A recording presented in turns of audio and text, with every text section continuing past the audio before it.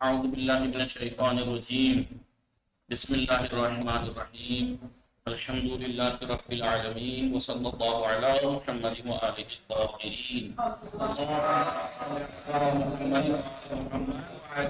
الطاہرین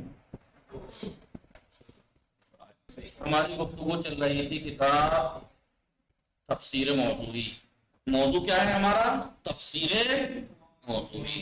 اور ہماری تفسیر موضوعی کا خود کا موضوع کیا ہے؟ کس چیز میں تفسیر، کس چیز کی تفسیر کر رہے ہیں، کس چیز کی وضاحت کر رہے ہیں، ڈیٹیل قرآنی قصوں کے بارے میں. قرآن کے اندر جو قصے اور داستانیں بیان ہوئی ہیں گزشتہ انبیاء کی ہوں، امتوں کی ہوں، انبیاء کی ہوں، جی یہ سب ان داستانوں کے بارے میں ڈیٹیل بتانا چاہ رہے ہیں. ابھی فی الحال کیا بتا رہے ہیں؟ قرآنی قصے اور داستانوں میں سبھی کا جی سکینہ مصحف کی مین لگا دیں، ٹھیک ہے. چلیے جی سبھی کا قرآنی قصوں کے بارے میں بتا رہے ہیں. کس بارے میں؟ ہم جانتے ہیں، بتایا تھا جو قصے، جو ادبی قصے کہانیاں ہوتی ہیں، چاہے سچی ہوں چاہے جھوٹی ہوں. جھوٹی سے مطلب بنائی ہوئی افسانہ، ان سب میں کچھ اجزائے ترکیبی ہوتے ہیں. وہ سب چیزیں ہوتی ہیں تبھی وہ قصہ بنتا ہے. ان میں سے ایک چیز کردار، کریکٹر ہوتا ہے، زمان ہوتا ہے، منظر ہوتا ہے. یہ سب کیا ہوتے ہیں؟ اب یہ سب بتانے کے بعد یہ بتا رہے ہیں کہ قرآنی قصے ان اجزاء سے کس حد تک استفادہ کرتا ہے یا یوز کرتا ہے. ان اجزاء کو سبھی کا کس حد تک یوز کرتا ہے رضیہ میں، ٹھیک ہے نوشین؟ کس حد تک تو بتایا. ابھی تک جتنی باتیں ہوئی اس کا نچوڑ یہی ہوا، قرآنی وہ داستان کے جو اجزائے ترکیبی ہیں ان اجزاء کو سے قرآن اسی حد تک یوز کرتا ہے جس حد تک اس کے مقصد میں کارآمد ہوں. مقصد، اس کا ہدف کیا ہے؟ قصہ بیان کرنے سے افہام، سمجھانا، درس، لیسن. جس حد تک جو اجزائے ترکیبی ہیں، چاہے کریکٹر ہو، نام ہو، زبان ہو، اسی حد تک قرآن بیان کرتا ہے جس حد تک اس کا مقصد پورا ہو رہا ہو. اور اگر وہ مقصد میں کارآمد نہیں ہے جس حد تک، اتنا اس سے بیان بھی نہیں کرتا. یعنی فضول میں کچھ نہیں. ورنہ ایک دن اٹھ کے دنیا کا کوئی انسان یا کچھ لوگ کہہ دیتے ہیں، کیا کہہ دیتے ہیں؟ کہ قرآن ایک آسمانی کتاب ہے، معجزہ ہے. میں نہیں مانتا معجزہ. کیوں؟ کیونکہ معجزہ کوئی فالتو کی بات نہیں ہوتی. اس میں فالتو، اس میں یہ چیز فالتو ہے، اس کا یہ نہیں. تو قرآن خالی ایک اعتبار سے معجزہ نہیں ہے، قرآن ہر اعتبار سے معجزہ ہے. چاہے اس کے جملوں کی ترکیب، الفاظ کا انتخاب، کی فصاحت، بلاغت، سر اعتبار سے، اس کی غیبی خبریں، اس کی ہر اعتبار سے قرآن معجزہ ہے. لہذا قرآن کی کوئی ایک جگہ سے آپ یہ نہیں کہہ سکتے کہ یہاں تھوڑا سا جھول ہے، یہاں اس معجزے میں تھوڑا سا نہیں کہہ سکتے. کوئی عرب ہو، کوئی کچھ ہو، کیسے بھی کر کے کتنا بھی کر لے، اس میں ہلکا سا بھی جھول کسی چیز میں نہیں نکال سکتا. جیسا کہ رسول کے زمانے میں خود ایک شخص، بوڑھا شخص، پورے قرآن کو دعویٰ ہے نا قرآن کا، تو معجزے میں دعویٰ تو ہوتا ہے، چیلنج. تمہارے بس کیا تو کر کے دکھاؤ یا لا کے دکھاؤ. پورے قرآن کا جواب لا کے دکھاؤ. پورے تو نہیں لا سکتے تو 10 سوروں کا جواب لا کر کے دکھاؤ. ایک سورت میں مثلے ایک سورے کا اس جیسے کا جواب لا کے دکھا دو جی. تو اب یہ بتائیں کہ کسی بھی دشمن سے مقابلہ کرنے کے دو اگر طریقے آپ کو دیے جائیں تو کون سا؟ ایک اس میں بہت آسان ہو اور ایک بہت سخت ہو، مثلا جس میں آپ کو زیادہ زحمتیں ہوں. تو کون سا اختیار کرے گا ہر انسان؟ آپ کو کیا کہتی ہے؟ اپنی نا بیوقوفی بھی یہی کریں گے. جو آسان راستہ ہے دشمنی نبھانے کا وہی تو کریں گے. جس میں زیادہ خرچ اور نقصان ہو وہ تھوڑی کریں گے. دشمن ابتدائے اسلام سے آج تک اسلام سے کون سے حربے سے مقابلہ کر رہا ہے؟ قتل کر کے، جنگیں کر کے، لڑائیاں کر کے. تو ہمیں مارنے کے ساتھ ساتھ جب جنگیں ہوتی ہیں اسلام والوں سے تو کیا ان کا کچھ نقصان نہیں ہوتا؟ اسلامی جنگیں دیکھ لیجیے اس زمانے کی، جو نبی کے زمانے میں، مولا علی کے زمانے میں ہوئی ہیں، اس میں ان کا کتنا نقصان ہوا. جانیں بھی گئیں، مال بھی گیا، ذلیل بھی ہوئے، لوٹے بھی، پٹے بھی، گھر بھی اجڑے. تو اگر اسلام سے مقابلہ کرنے کا یہ معجزہ، اس قرآن کا مقابلہ کرنا اتنا ہی آسان ہوتا تو اس والے ذریعے کو نہ اپناتے وہ لوگ. سیدھا سیدھا اگر یہ آسان کام ہوتا قرآن کا جواب لانا، جواب لا کے کہہ دیتے، لو منہ پہ مارتے، لو تمہارا جواب دے دیا، اب تمہارا دعویٰ فیل، تم فیل۔ کتنا آسان ہوتا ہے یہ کام کرنا، نہ لڑائی نہ جھگڑا نہ کچھ، قرآن کو ویسے جواب لا کے اسے جواب دے دیتے، قرآن کا دعویٰ ٹوٹ جاتا۔ تو ظاہر سی بات ہے دعوے کے طور پر قرآن آئے تھے ہمارے نبی، جب وہ دعوے ٹوٹ جاتا تو پھر پورا دین ہی ختم ہو جاتا، پورا۔ لیکن دشمن، آپ کو کیا لگتا ہے دشمنوں نے اس کو اب کوشش نہیں کی؟ بہت کوشش کی، آج تک ہو رہی ہے، لیکن جب اس زمانے کے عرب نہ جواب لا سکے تو آپ کو کیا لگتا ہے اب کے لا دیں گے؟ اس لیے انہوں نے سخت ترین راستہ، حالانکہ سخت ترین تو یہی ہوا نا، سخت ترین راستہ تو جواب لانا ہی ہوا ایک طرح سے، اب ورنہ تو جنگوں پہ ہاتھ نہ لگاتے جی۔ قرآن کا جواب لانے کی کوشش بھی کی گئی، سب کچھ کیا، عاجز آ گئے، عاجز آ گئے، جبھی تو معجزہ اسی کو تو کہتے ہیں جو عاجز کر دے۔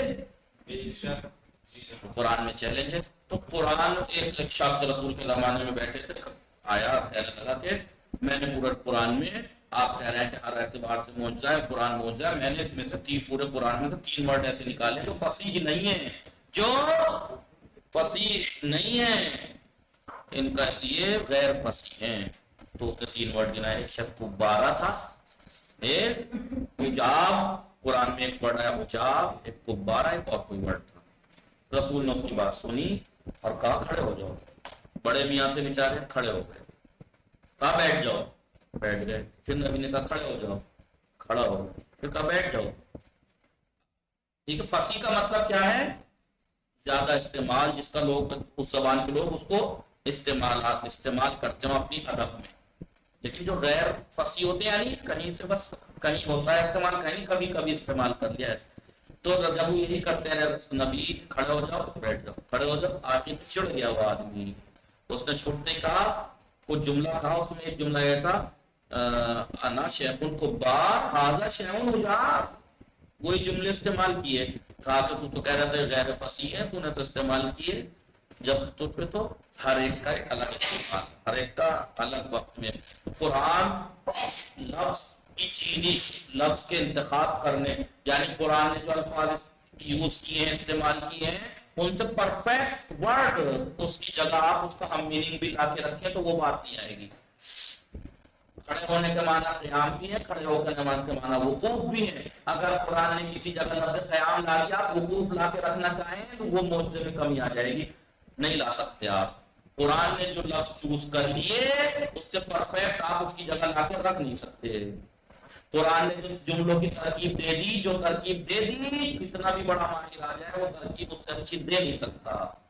سمجھ میں آ رہا ہے؟ نہ مفہوم، نہ معنی، نہ انتخاب، نہ سیٹ، کچھ ہر اعتبار سے معجزہ ہے، ہر اعتبار سے کسی کے بس کی نہیں ہے کہ اس میں کچھ وہ جواب لا دے۔ صحیح ہے؟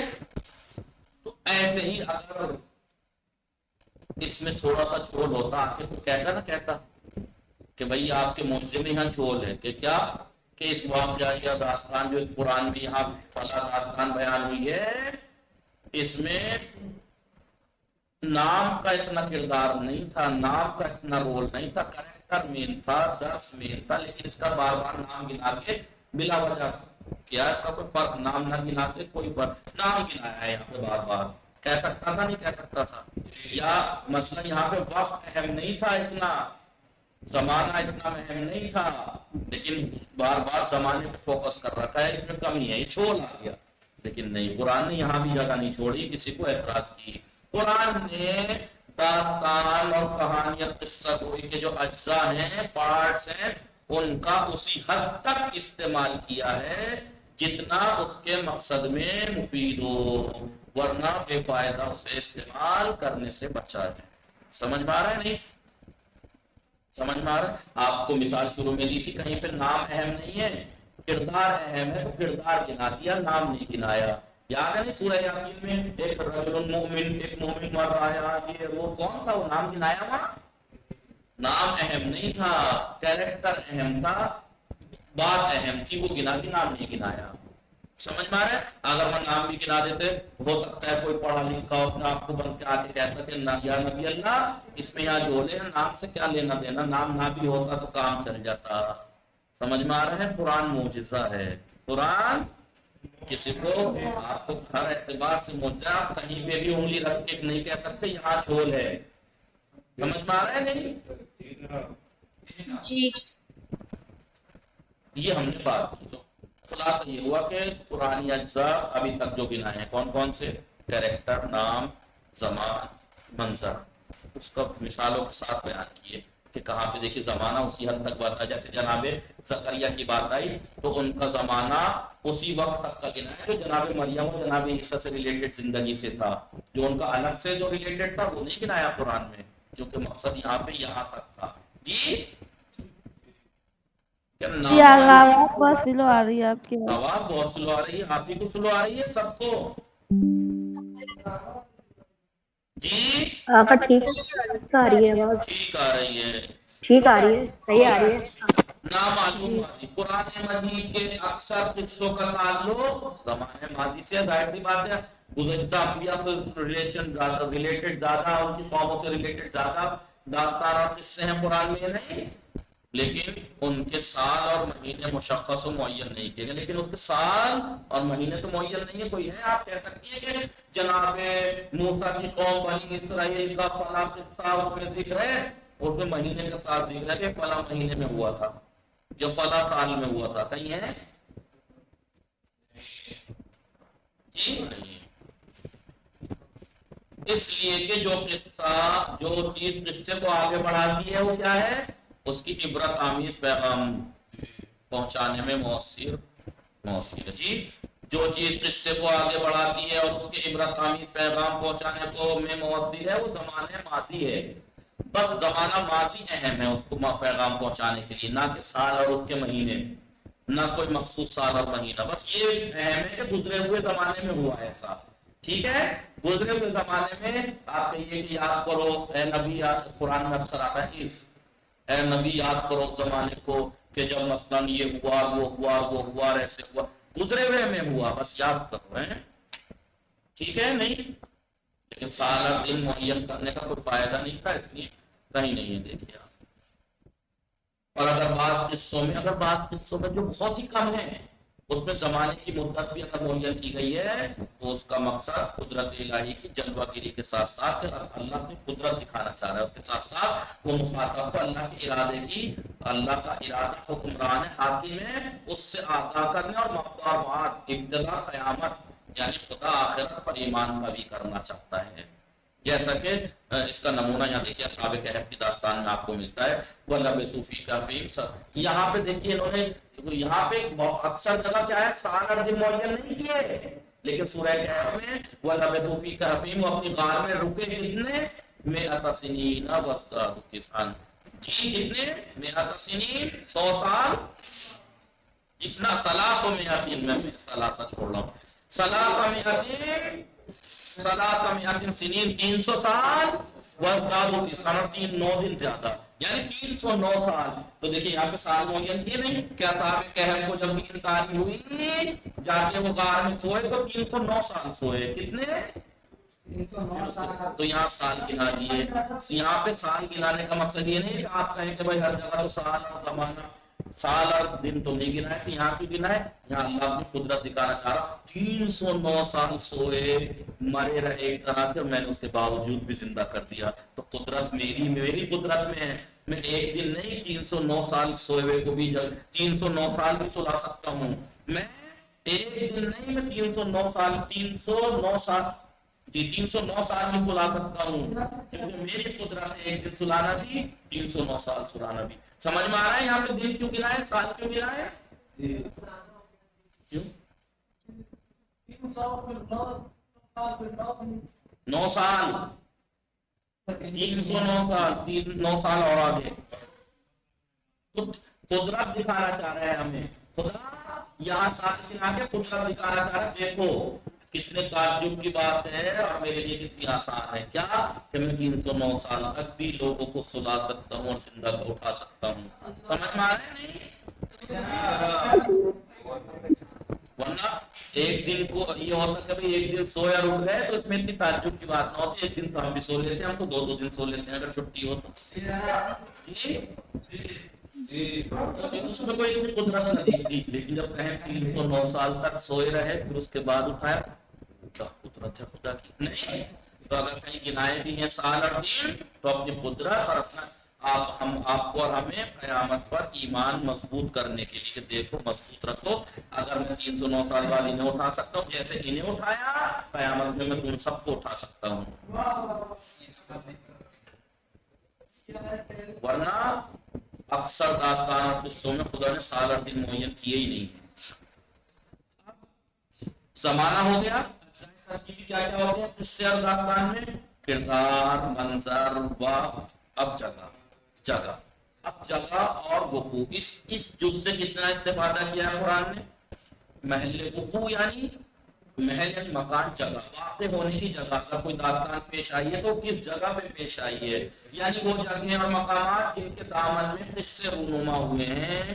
لہذا زمانے کی طرح جگہ بھی، جیسے زمانہ ایسی جگہ بھی پرانی قصوں میں بہت کم بیان ہوئی ہے کہ کون سی جگہ جی، مگر یہ کہ جگہ کا ذکر قصے کے تسلسل اور اسے عبرت آموزی میں اگر خاص اثر رکھتا ہے تو وہاں گنایا ہے، وہاں جگہ کو بتایا ہے، وہاں جگہ کو، لیکن مقصد نتیجہ کیا نکلا؟ بات وہی آ گئی ہے پھر کے کہ اگر اس چیز کو بھی اگر یوز کیا ہے قرآن کے بعد جگہ اگر بتائی بھی ہے تو وہیں بتائیے جہاں اس کو بتانے سے ان کے مقصد میں کارگر ثابت ہو رہا ہو، مقصد میں فائدہ دے رہا ہو۔ لیکن جو قرآن کی قصت ہوئی کہ قصے بیان کرنے کا اگر مقصد اس سے کوئی مطلب نہیں ہے، زمانہ گناؤ نہ گناؤ، جگہ گناؤ نہ گناؤ، تو وہاں جگہ نہیں گنائے گا، وہاں جگہ آئیے۔ اور اس کا ذکر مخاطب کے لیے کسی پیغام کا اگر حامل ہے تو ہی گنائے گا، نہیں تو نہیں۔ مثال کے طور پر شب معراج میں اس کا واقعہ آپ دیکھیے، وہاں پہ جگہ کا نام گنایا ہے، سورہ اسراء 15 پارے کی پہلی ہی آیت، 15واں پارہ جہاں سے شروع ہوتا ہے وہیں سے سورہ شروع ہوتا ہے۔ اعوذ باللہ من الشیطان الرجیم، کیا ہے وہ آیت؟ سبحان الذی اسری بعبدہ لیلا من المسجد الحرام، جگہ کون سی؟ من المسجد الحرام الی المسجد الاقصی۔ جی جگہ کا نام گنایا نہیں گنایا؟ وہ اس لیے گنایا تاکہ آپ کو بتا سکے کہ کہاں مسجد حرام مکے میں، کہاں مسجد اقصی فلسطین میں۔ ایک ہی رات میں وہاں بھی لے گئی، وہاں سے آسمان بھی لے گئی، آسمانوں میں سیر کرا کے اس جگہ کو واپس وہیں پہ لائے، وہاں سے پھر مکے لائے۔ یہ خدا اپنا، کیونکہ یہاں پہ جگہ کا رول تھا اس لیے جگہ گنا دی۔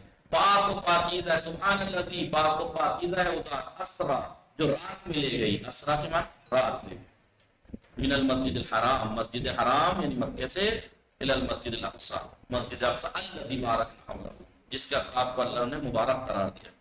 لنوریا کیوں لے گئی؟ تاکہ اپنے رسول کو آیات، اپنی نشانیاں دکھائیں۔ شب معراج کا واقعہ انہی واقعات میں سے ہے جن میں جگہ کو خاص اہمیت دی گئی ہے، کیونکہ مسجد الحرام، مسجد الاقصی کے درمیان فاصلے کے ساتھ یہ دیکھیں کتنا فاصلہ ہے، کہاں مکہ سعودی، کہاں فلسطین میں مسجد اقصی، اور ان کے درمیان فاصلے کے ساتھ ان کے وقت یعنی رات کا وقت بھی ذکر کیا، اسرا رات کے وقت لے گئی، تو وقت ذکر کیا نہیں کیا، قصے کی اہمیت کو نمایاں کرتا ہے کہ ایک ہی رات میں سب کچھ ہو گیا، تعجب کی بات ہے نہیں ہمیں۔